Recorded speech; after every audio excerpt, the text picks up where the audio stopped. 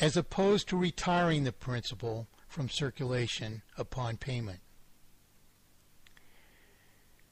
Thus, for absorbing no more than the negligible costs of publishing the promissory notes, the pretended banking system enriches itself just in terms of principal, so much as all the wealth which, by whatever further consequence, might ever be financed or coercively submitted to its processes. 6.2. A second and even greater crime of this obfuscation is that while the only possible loss to the purported banking system is the negligible cost of publishing the currency, and while at worst these negligible costs are typically recouped in a minute fraction of the first payment against any resultant artificial debt, nonetheless, unassenting subjects are forced by the unjustifiable imposition of interest to perpetually pay principal and interest out of a circulation which at most is comprised of no more than some remaining principal. Thus we are compelled to continually replenish a vital circulation by perpetually borrowing principal and interest back into circulation, that we may for some while persist in servicing whatever further artificial indebtedness accumulates by this process. By no more than a ruse that risk justifies interest, therefore, it is artificially impossible for unwitting subjects to avoid a perpetual escalation of further borrowing. 6.2a. In this perpetual escalation of further borrowing, to the extent we are forced to perpetually reborrow principal back into circulation as new debt, it is mathematically impossible then to pay down any accumulated sum of debt. Yet as paying interest against the artificial obligations counts none against any previous sum of artificial debt, and as to require us to borrow interest back into circulation is thus to require perpetual assumption of further debt, thus a sum of artificial indebtedness inherently increases in proportion to a circulation or finite capacity to service debt by so much as ever greater sums of periodic interest on an ever greater sum of artificial debt, with the consequence being perpetual escalation of dispossession and inevitable artificial failure under an eventually terminal sum of artificial indebtedness, finally exceeding some remaining finite capacity to service debt.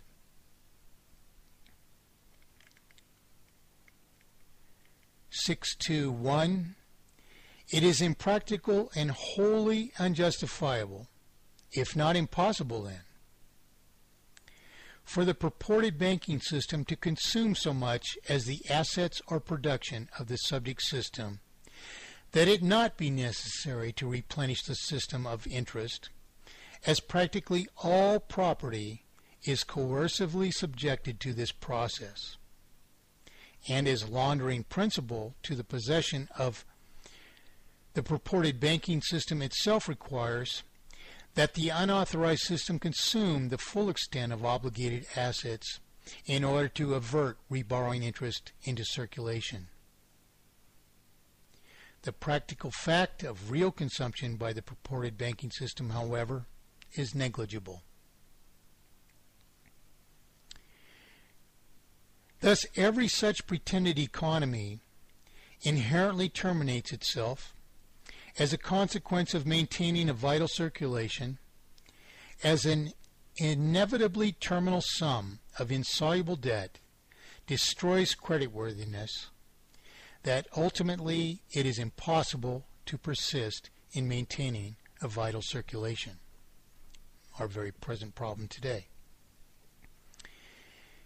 Neither can a legitimate fact of interest, as only purportedly distinct from usury, exist, so long as any interest must be rebarred into circulation to maintain a vital circulation, because any, however, even seemingly negligible rate of interest, which must be reborrowed to maintain a vital circulation, increases the sum of artificial indebtedness in proportion to the original circulation and remaining capacity to pay, and thus inherently generates usurious and eventually even terminally usurious sums of artificial indebtedness.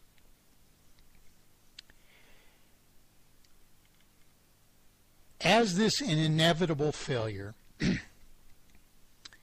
manifests at an inherently escalated rate, ever more of the circulation is inherently dedicated to servicing artificial indebtedness. Industry is forced perpetually to increase the end costs of its production merely to maintain vital margins of solubility. When the limits of markets are reached, the industry is expatriated to more exploitable environments, and in an end which all the expatriation in the world cannot avoid. All of us eventually suffer utter failure and dispossession, only because we inevitably fail to meet the perpetual escalation of artificial costliness we can so mindlessly repeat is economy.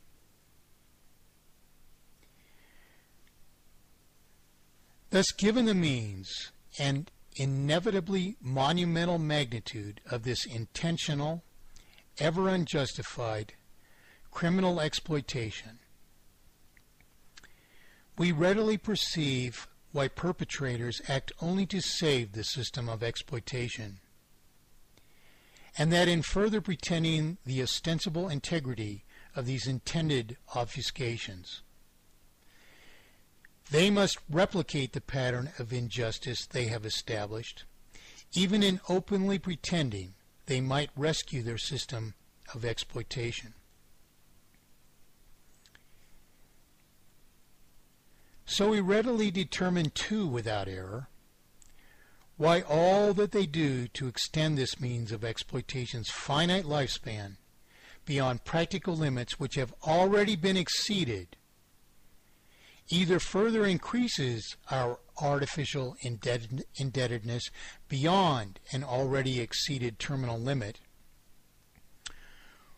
or artificially sustains or reduces our artificial indebtedness, that we might suffer further escalation of artificial indebtedness for a mere while longer.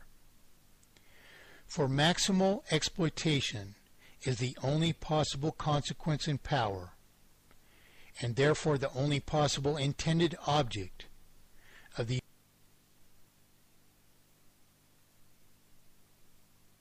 criminal obfuscations of our currency.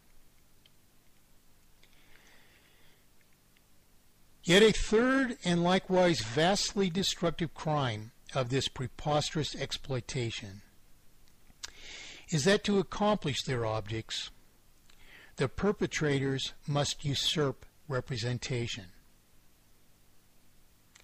With vast, undeserved, omnipotent confiscations of our wealth, they are forced to purchase every possibly subservient office of power. They must own and subvert the media.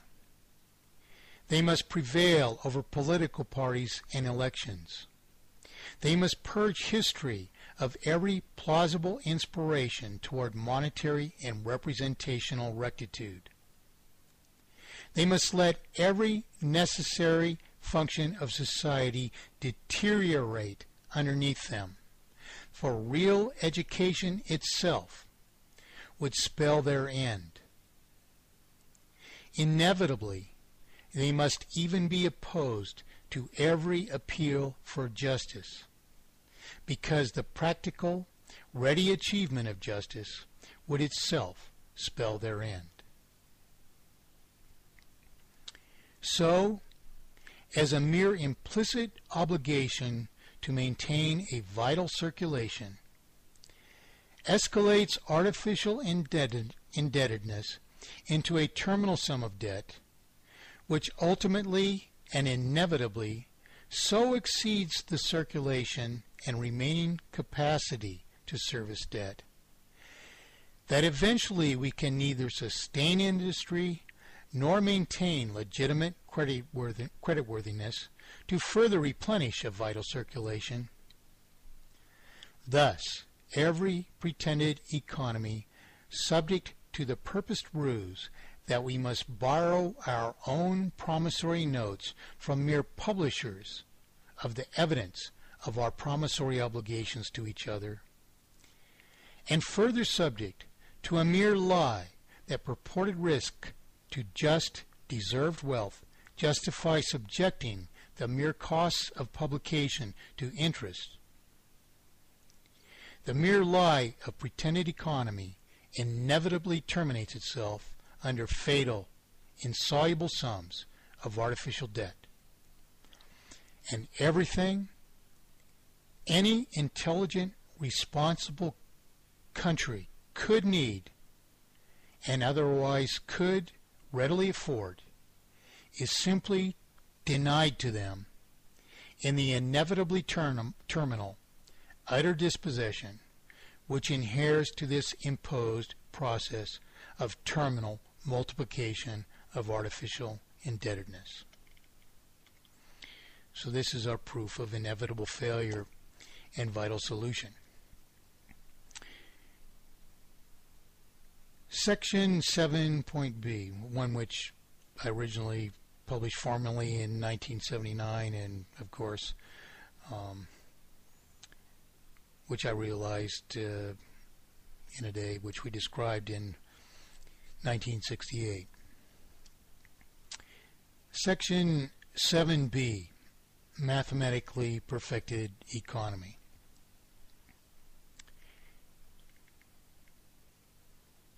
Actual economy, or mathematically perfected economy, therefore, is all at once every prospective debtor's right to issue what are the only possible, legitimate, perpetually enforceable promises to pay, free of extrinsic manipulation, adulteration, or exploitation of those promises, or the natural opportunity to make good on them,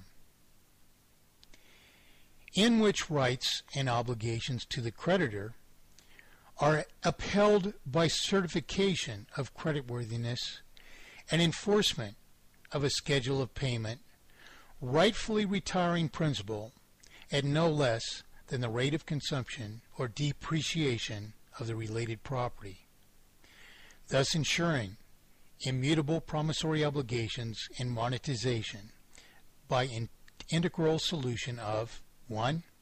Inflation, deflation, and maldisposition of the circulation. 2. Systemic manipulation of the cost or value of money or property. And 3. Inherently terminal multiplication of artificial indebtedness in proportion to a finite capacity to service debt.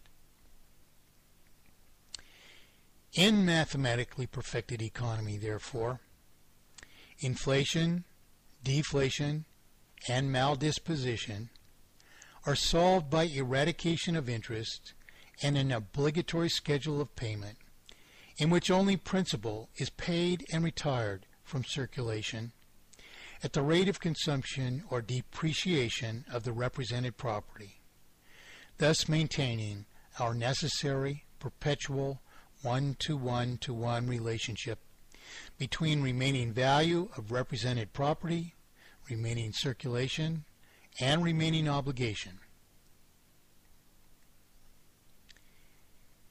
Inherently terminal multiplication of artificial indebtedness in proportion to a finite capacity to service debt is solved by eradication of interest